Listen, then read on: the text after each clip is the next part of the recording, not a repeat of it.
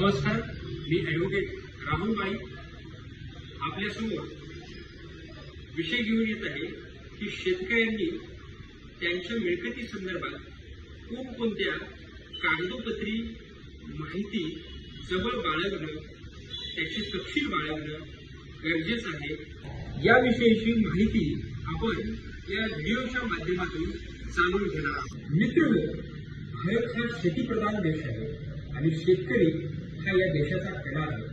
म्हणून या कणा असणाऱ्या शेतकऱ्याकडे त्याच्या मिळकतीबाबत कोणकोणते कागदपत्र असणं गरजेचं आहे हे या व्हिडिओच्या माध्यमातून आपण आज जाणून घेणार आहोत। मित्रांनो, माझ्या वकिलीच्या व्यवसायाच्या अनुभवातून मला हे नित्यच अनुभवात येतं की माझ्याकडे येणाऱ्या अनेक क्लायंट यांच्याकडे बऱ्याचदा त्यांच्या मिळकती संदर्भात कागदोपत्री माहिती अपुरी असते।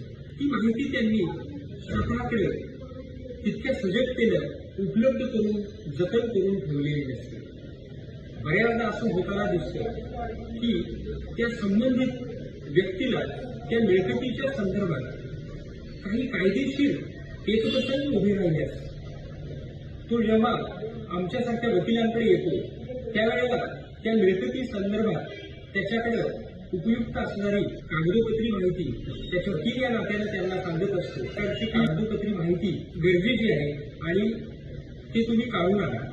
त्यानंतर त्या संबंधिताची धावपळ होते।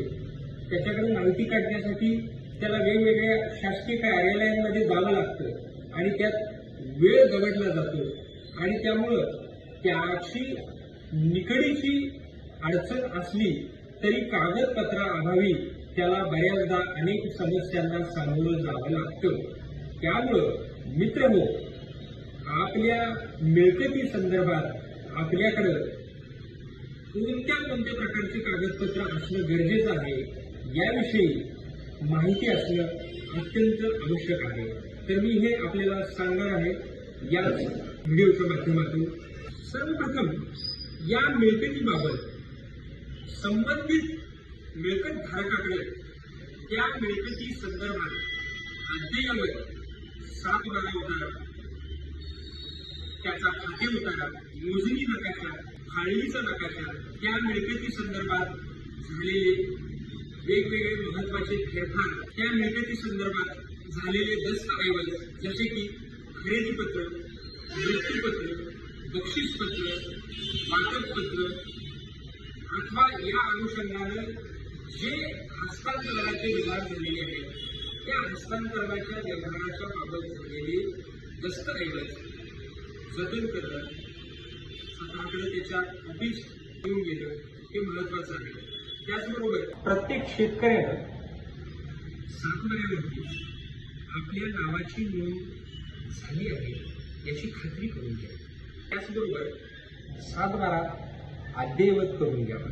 जमीन हस्तांतरण झालेली आहे।